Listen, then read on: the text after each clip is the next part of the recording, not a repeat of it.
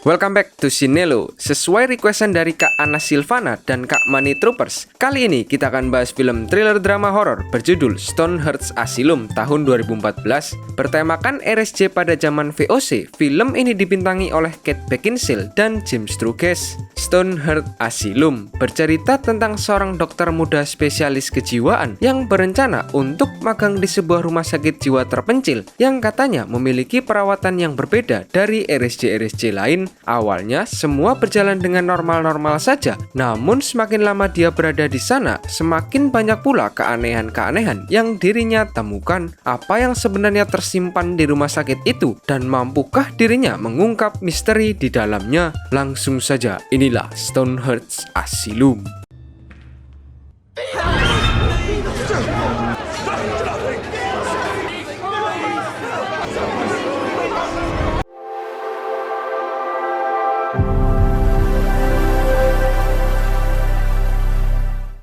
Pada tahun 1899, seorang dokter ahli kejiwaan sedang bersiap untuk memberikan sebuah demonstrasi untuk kelasnya. Seorang wanita dengan paras yang good looking dibawa masuk ke ruangan. Walaupun good looking, namun wanita itu memiliki gangguan pada syaraf di otaknya yang mengakibatkan dirinya mengalami gangguan jiwa. Dia akan kejang apabila marah dan tertekan. Salah satu murid di sana lalu bertanya pada sang dokter, kenapa para ODGJ merasa bahwa dirinya baik-baik saja? Sang dokter lalu menjawab bahwa hal itu sama saja dengan para koruptor yang selalu menganggap dirinya tidak bersalah. What of the woman's insistence that she's not mad? Just as every criminal maintains he is innocent, so does every mad woman insist she is sane. Cerita pun beralih pada seorang dokter muda yang bernama Edward Newgate. Edward sedang melakukan perjalanan menuju ke sebuah rumah sakit jiwa yang bernama RSJ Stonehearts, dan tujuannya ke sana adalah untuk menuntaskan studi lapangannya sebagai dokter ahli kejiwaan. Sesampainya di gerbang rumah sakit, Edward disambut oleh penjaga di sana yang bernama Finn. Setelah berbasa-basi, Finn pun mengizinkan Edward untuk masuk. Selagi diantarkan, Finn bercerita pada Edward bahwa rumah sakit ini telah berdiri sejak 1802 dan saat ini memiliki sekitar 200 penghuni di dalamnya, dan mayoritasnya berasal dari orang-orang kalangan atas, ya seperti pejabat, anggota kerajaan, bangsawan, anak jenderal, anak presiden. Setelah sampai, Finn lalu menyuruh Edward untuk menunggu sejenak di sebuah ruangan. Tak lama, pimpinan rumah sakit di sana yang bernama Silas Lem datang menunggu Edward. Edward menjelaskan pada Lem bahwa sebelumnya dirinya telah mengirimkan surat ke RS ini, namun tak kunjung dibalas. Jadi Edward memutuskan untuk langsung datang ke sini. Lem pun menjawab, surat apa? Kapan? Di sini nggak pernah tuh nerima surat. Oh, mungkin kurirnya tersesat, Pak, jadi suratnya diretur, jawab Edward. Setelah memperkenalkan diri dan memberitahu maksud kedatangannya ke sini, Dr. Lem lalu mengajak Edward untuk tur keliling rumah sakit. In the social station of our patients, or had him committed. Interesting case, this one. Yes. Sambil berkeliling, Dr. Lem menjelaskan bahwa RSJ Stonehearts ini berbeda dengan RSJ-RSJ pada umumnya karena mayoritas dari pasiennya adalah orang-orang kelas atas yang telah dibuang akibat mencoreng martabat keluarga mereka. Lem juga memilih untuk tidak menyembuhkan pemikiran pasien-pasiennya karena menurut Lem, mereka akan jauh lebih bahagia dalam imajinasi dan mimpi mereka ketimbang di dunia nyata. Lem lalu mengajak Edward untuk diperkenalkan dengan salah satu pasien di sana yang mengalami kejang akut apabila terpicu kekerasan, dan ya, pasien itu adalah wanita yang kita lihat di awal film tadi. Dan wanita itu bernama Eliza. Eliza sangat senang dengan dunia musik dan selalu memainkan piano untuk membuat dirinya merasa lebih baik. Eliza merupakan istri dari seorang konglomerat di Inggris yang sayangnya memiliki fetis yang menyimpang. Oleh karena itu, pada saat Eliza dan suaminya sedang olahraga, Eliza menggigit telinga dan mencungkil mata suaminya sendiri. Namun gangguan jiwa Eliza bukan disebabkan oleh suaminya, melainkan dari latar belakang keluarga Eliza yang mendidiknya terlalu keras. Her name is Lady Charles Grey, Eliza. Until one night she bit off his ear and gouged out his eye with a comb. Her husband had her committed. No, her father. Di ruangannya, Edward yang terus-terusan kepikiran dengan Eliza lalu mendatanginya di ruang tengah. yang saat itu Elisa sedang asik memainkan pianonya. Edward memuji permainan Elisa dan mulai berkenalan dengan Elisa. Menurut Edward, Elisa sangat berbeda dengan pasien-pasien yang lain. Tak hanya karena good looking, Elisa pun tampak baik-baik saja layaknya orang normal. Saat makan malam, Edward curhat pada pasien-pasien di meja makan bahwa orang tuanya telah meninggal sedari usianya 6 tahun dan Edward tumbuh besar di sebuah panti asuhan yang berada di London. Terlihat hubungan staf dan pasien di sana yang sangat harmonis. Dr. Lam, Finn, dan staf-staf yang lain saling bertukar cerita dengan para pasien Stonehurst. Di tengah jamuan tersebut, Finn berjalan menuju kursi Edward dan memberikannya segelas minuman. Namun yang terjadi... Setelah makan malam usai, diam-diam Elisa menyuruh Edward untuk segera pergi dari sana. Jalan kaki kek, nyolong kuda kek, pokoknya harus pergi dari sini deh, perintah Elisa. Edward yang mendengar itu pastinya bingung dan bertanya apa alasan Elisa menyuruhnya pergi dari sana. Edward pun tidak sengaja menahan tubuh Elisa sampai-sampai kejang pada tubuh Elisa kambuh.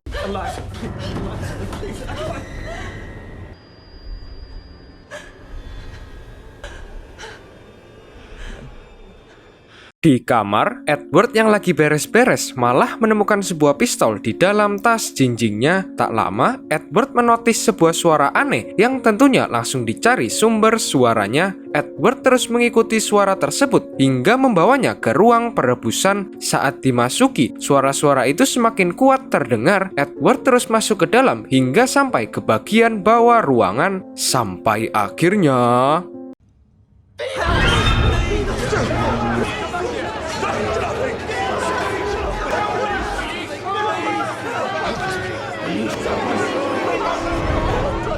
Banyak orang-orang yang terkurung di bawah sana. Salah satu orang di dalam penjara meminta Edward untuk mengeluarkan mereka semua, tapi Edward menolak dan berkata bahwa dirinya akan meminta persetujuan Dr. Lam terlebih dahulu. Tapi pria itu tampak panik dan berkata jika Lam sampai tahu, maka ia akan menghabisi mereka termasuk Edward. Tiba-tiba, salah satu tawanan di sana memanggil Edward dengan nama lengkapnya karena ternyata mereka semua adalah pegawai dan staf asli RSJ Stonehurst yang telah digulingkan oleh Lam. Dan of course wanita itu tahu nama Edward dari surat yang sebelumnya pernah dirinya kirim. Dan pria yang berbicara pada Edward adalah Dr. Benjamin, pimpinan RSJ Stonehurst yang asli. Sedangkan Silas Lam dulu adalah salah satu pasien di sana. Mereka dikudeta dengan cara diberi minuman yang dicampur oleh obat bius yang sangat berbahaya, sampai-sampai beberapa staf rumah sakit meninggoy akibat tidak kuat dengan dosisnya. Di sana mereka sangat tersiksa. Sehari-hari mereka hanya diberi sedikit makanan dan sedikit air.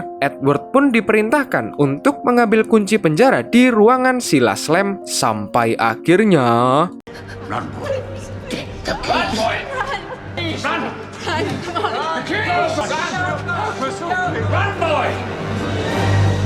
Setelah dari basement, Edward pun pergi ke kamar Elisa dan mengajaknya untuk pergi dari sana. Jelas Elisa menolak karena dirinya masih sakit dan dirinya takut akan menyakiti orang lain lagi. Tapi Edward berkata bahwa dirinya tidak mau pergi dari sana tanpa Elisa di sisinya. Tapi tiba-tiba, Lam dan beberapa staf RSJ muncul di sana. Edward yang kegep beralasan bahwa dirinya tersesat dan langsung pergi dari sana. Lam pun menghampiri Elisa dan bertanya apakah Edward mulai mencurigai sesuatu. Jelas Elisa melindungi Edward dengan berkata bahwa Edward tidak tahu apa-apa. Elisa juga berkata pada Lam bahwa cepat atau lambat semua rahasianya juga akan terungkap karena saat musim semi nanti pastinya banyak pengunjung datang ke RSJ ini. Does he suspect anything?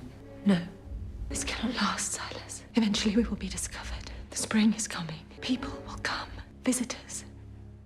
Edward diam-diam mengambil makanan di dapur dan memberikannya pada Dr. Benjamin dan kawan-kawan. Edward menjelaskan rencananya untuk membawa Elisa kabur bersama mereka karena Edward merasa bahwa Elisa berbeda dengan pasien-pasien lainnya. Elisa tampak seperti orang waras dan tidak sakit. Edward lalu berkata bahwa dirinya perlu waktu karena saat ini dirinya berada dalam pengawasan Silas Lam. Edward ingin mendapatkan kepercayaan dari Lam dan membuat Lam berpikir bahwa Edward benar-benar ingin berguru padanya. Benjamin lalu memberitahu Edward di mana letak berkas medis milik Silas Lamb, yang mana itu disembunyikan Benjamin di lemari kantornya.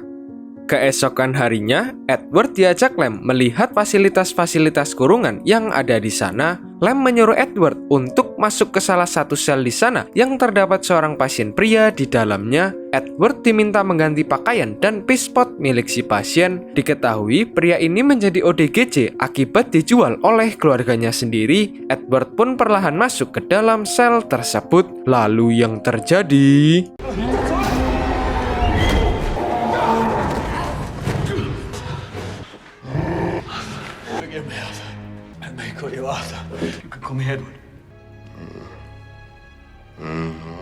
Silas Lamb yang melihat hal itu mengakui kemampuan Edward. Edward yang terluka akibat serangan Arthur lalu dirawat oleh Elisa di klinik. Elisa juga bertanya tentang kondisi orang-orang di bawah tanah. Edward menjelaskan bahwa mereka sangat menderita. Edward lalu meminta Elisa untuk juga ikut membantu mereka, tapi Elisa menolak karena sebenarnya Dr. Benjamin juga sama gilanya dengan Lamb. Benjamin sering menggunakan pasien-pasien di RSJ untuk menjadi subjek percobaannya. Edward lalu mencoba mengerti apa yang dirasakan pasien-pasien di sana, karena ternyata Edward juga sering mengalami penyiksaan saat dirinya berada di panti asuhan. Edward berjanji akan menyelamatkan mereka semua dari tempat ini. I have no idea what it was like here before. What monsters Salt and his men were. Stripped bare, subjected to examinations of the most disgusting, strapped to tables and doused with ice-cold water and made to suffer 1,000 other indignities too horrible. Sementara itu di bawah, 2 orang tawanan berhasil menjebol jeruji besi di sana dan of course langsung kabur dari sana untuk mencari bantuan ke kota. Tapi sayangnya pelarian mereka diketahui oleh Lamb DKK. Ia lalu menyuruh Finn untuk mengejar mereka dengan kuda, dan tentunya 2 orang yang berlari itu dengan mudahnya dikejar oleh Finn. Kudanya Pak Prabowo nih bos. Salah satu orang yang terpojok memilih untuk lockout saja karena tidak ingin kembali ke RSJ untuk disiksa, sementara yang satunya lebih memilih menyerah dan kembali ke RSJ. Lamb lalu mendatangi sel Benjamin dan memperingatkannya untuk tidak lagi ada tahanan yang kabur atau mereka semua akan dihabisi. Tapi Benjamin tidak memperdulikan perkataan Lamb dan malah terus-terusan memancing emosinya dengan mengungkit masa lalu Lamb. Lamb yang emosi pun berencana untuk menghukum Benjamin. Sementara itu, di ruang makan, Millie yang kewalahan mengurus pasien-pasien di sana dibantu oleh Edward. Edward menangani seorang mbah-mbah yang menjadi gila akibat tidak dapat menerima kematian anaknya di medan perang. Mbah-mbah ini tidak ingin makan karena rasa buburnya tidak enak. Namun dengan skill perawatan tingkat dewa milik Edward, dirinya mampu membujuk mbah-mbah itu dengan berpura-pura menjadi anaknya. Try one for me? He doesn't like the taste. You don't want me to starve, Mother? My precious boy. I will. I will. Well done. Di sini, Edward kembali mengajak Elisa dan Millie untuk kabur bersama dirinya karena cepat atau lambat seluruh pasien bahkan orang-orang di sini pasti akan meninggoy. Tapi Elisa menjawab bahwa apa yang dilakukan Lamb saat ini lebih manusiawi daripada saat kepemimpinan Benjamin. Tak lama, Finn datang ke sana dan memanggil Edward untuk datang ke ruang bedah menemui Dr. Lamb. Sesampainya di sana, betapa terkejutnya Edward ketika melihat Dr. Benjamin telah terikat di tempat bedah. Lamb ingin Edward membantu dirinya untuk melakukan treatment baru pada Benjamin yang dianggap gila karena menganggap dirinya adalah pimpinan RSJ ini. Lamb berniat untuk memberikan aliran listrik kepada kepala Benjamin, dan jelas Edward menolak perintah si gendeng Lamb sampai akhirnya... You may do the honors this time, Doctor. What? No, can't possibly imagine that I would do it!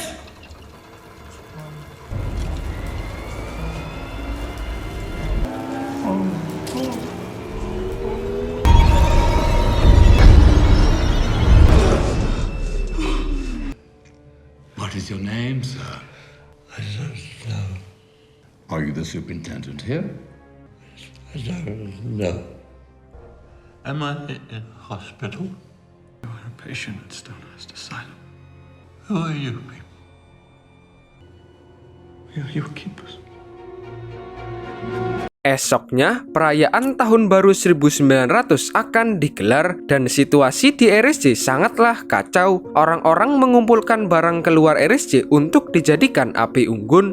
Sementara di bawah, Edward sedang merawat Mrs. Pike yang sedang sakit. Pike merupakan perawat di RSJ Stonehurst dan merupakan yang paling baik. Pike selalu merawat pasien-pasien di sana dengan sepenuh hati. Bahkan dulu Lem sangat disayanginya. Edward berkata pada Pike bahwa dirinya berencana untuk membebaskan seluruh tawanan saat malam perayaan Tahun Baru karena ia tidak ingin eksperimen yang dilakukan pada Benjamin juga dilakukan pada tahanan yang lain. Mendengar itu, Pike hanya bisa menyemangati Edward bahwa dirinya pasti bisa menyembuhkan Lem dan menyelamatkan mereka semua. Saat pesta dimulai, Edward menemui Eliza di ruang pesta dan sebenarnya ingin mengajaknya berdansa, tapi Edward teringat oleh sesuatu dan akhirnya pergi dari sana. Eliza lalu pergi ke bawah tanah untuk memeriksa keadaan Miss Pike dan yang lainnya. Sementara itu, Edward pergi ke sel milik Lem dulu untuk merenung. Sampai akhirnya dirinya menotis sebuah sobekan pada dinding dan menemukan secarik foto bocil di dalamnya. Kembali ke pesta, Millie yang sedang dansa sendirian didatangi oleh Finn. Ia mengajak Millie berdansa yang akhirnya membuat Millie jatuh cinta pada Finn. Tapi tiba-tiba Finn malah bertingkah aneh dan mencekik Millie hingga akhirnya wasted. Dan tentu Eliza yang mengetahui hal ini sangat merasa terpukul. Eliza menyalahkan Lem atas kematian Millie dan pergi dari sana. Tapi Lem yang memang ODGJ malah melanjutkan acara tahun barunya. She's gone to a better place. This was supposed to be a better place.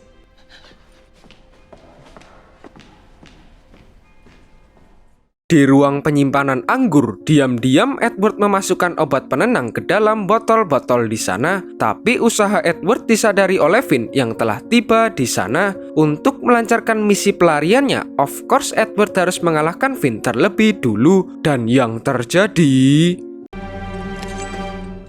I wasn't expecting that.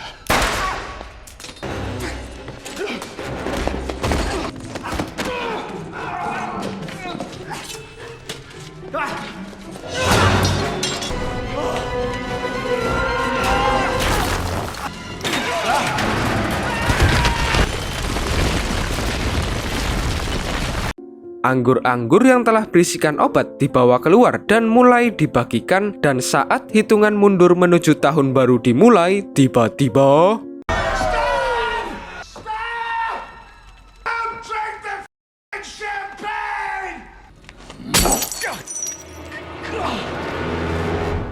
Edward yang tidak sadarkan diri telah diikat dan tentunya akan segera dihukum karena sudah mengacau. Lem berencana untuk menghilangkan ingatan Edward sama seperti Benjamin, dan saat akan dieksekusi, Edward meminta Lem untuk mengambil sebuah foto di kantong bajunya sebagai permintaan terakhirnya. Lalu yang terjadi...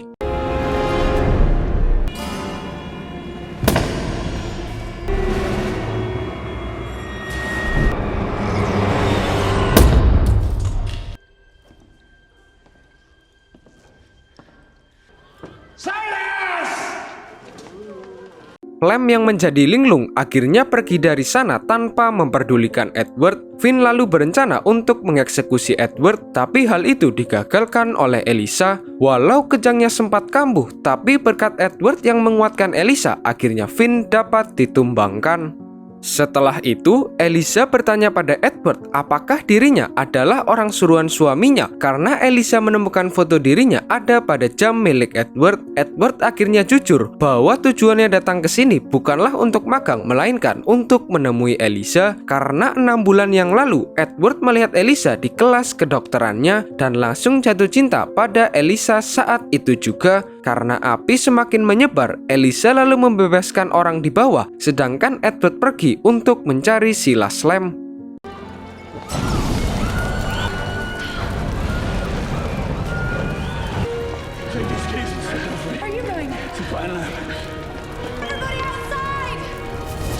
Sementara itu di dalam RSJ, Lem mengingat-ingat kembali kejadian kelam yang menimpanya. Ternyata dulu saat dirinya bertugas di medan perang, Lem yang tidak tega melihat prajurit-prajurit yang terluka, akhirnya lebih memilih menembak mati seluruh prajurit di sana, termasuk anak kecil yang ada di foto. Karena dengan seperti itu, Lem berpikir bahwa mereka tidak akan menderita lagi, tapi karena keputusannya itu, Lem menyalahkan dirinya sendiri dan berujung menjadi ODGJ. They were suffering, sir. And It's over, Silas. I saved them. I saved them all. Lem lalu keluar, tapi sayangnya psikisnya sudah tidak dapat tertolong. Pasien-pasien di sana juga berhasil terselamatkan. Edward lalu mengajak Elisa untuk pergi bersama dirinya saat itu juga. Scene pun tiba-tiba loncat ke 3 minggu kemudian. Saat itu, RSJ Stonehearth telah kembali normal dan Miss Pike menjadi pimpinan di sana dan perawatan pasien jelas menjadi sangat manusiawi. Terlihat dokter ahli jiwa di awal film datang ke sana bersama seorang pria. Kedatangan mereka disambut oleh Arthur yang kini bertugas menjadi penjaga gerbang. Sesampainya di dalam, dokter ahli memberikan Pike sebuah surat untuk membawa Elisa pulang. Tapi Pike berkata bahwa Elisa sudah dibebaskan 3 minggu yang lalu oleh Dr. Edward Newgate. Sampai akhirnya Police papers instructing you to discharge a patient of mine named Eliza Graves. I'm afraid I cannot, sir. She was discharged 3 weeks ago. On whose orders? Dr. Edward Newgate from Oxford. That's impossible. Because my good woman, I am Dr. Edward Newgate. plot twist guys, Dr. Edward lalu menjelaskan bahwa pria yang bersamanya saat ini adalah suami sah dari Elisa. Pria yang datang dan mengaku sebagai dirinya merupakan seorang pasien RSJ yang mengidap penyakit pseudologia fantastica, di mana orang yang mengidap penyakit ini tidak akan memiliki pendirian dan jati diri. Orang itu akan menjadi sangat pintar berbohong dan dapat dengan sempurna meniru kepribadian orang lain. 6 bulan lalu dirinya bertemu dengan Elisa di kelas kedokteran Oxford, namun bukan sebagai murid, melainkan sebagai pasien ODGJ yang juga akan didemonstrasikan. Pada saat itu, Edward KW langsung jatuh cinta saat melihat sosok Elisa. Edward KW berhasil kabur dari RSJ dan mencuri barang-barang milik suami Elisa. Setelah itu pergi ke RS Stonehearth hanya untuk membawa Elisa pergi bersama dirinya. Tapi penjelasan Dr. Edward dibantah oleh Miss Pike dengan berkata bahwa saat ini Elisa dan Dr. Edward KW telah sepenuhnya sembuh karena saling mencintai. The young man you knew was Dr. Newgate, a very cunning and disturbed patient. 2 months ago was under my care at the Royal Hospital in London. He suffers from pseudologia fantastica. As he became unduly infatuated with Lady Graves, a medical demonstration I gave at Oxford. Scene pun berpindah ke RSJ Santa Cristina yang berletak di Italia. Kini, Edward KW dan Elisa telah hidup bahagia dan damai dengan mengganti identitas mereka menjadi dokter dan Nyonya Lamb. Shall we, Mrs. Lamb? With pleasure, Dr. Lamb.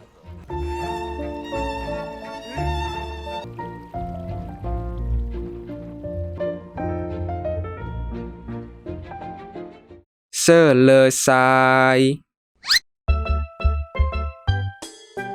Dari awal film, kita udah disajikan sama plot utama dari film ini tentang RSJ Stonehearth yang dikudeta sama ODGJ-ODGJ di sana dan usaha-usaha Edward dan Elisa untuk menyelamatkan RSJ tersebut. Tapi ternyata bukan sekedar itu aja, karena yang sebenarnya ini menceritakan sosok karakter Dr. Edward yang menyimpan misterinya sendiri dari awal film dan baru ketahuan semuanya di akhir cerita. Itu kejutan di akhirnya nggak kekira banget sih. Acting jadi dokternya keren banget sih, kayak... And bagi kalian yang kurang jelas dan punya pertanyaan atau mungkin mau request film, langsung aja ke kolom komentar ya guys. Oke, segitu dulu untuk review film Stonehearth Asylum tahun 2014. Dan terima kasih juga buat kalian yang udah nonton video kali ini. Sampai jumpa di review selanjutnya. Ciao! Subscribe ke channel Sinelo Studios.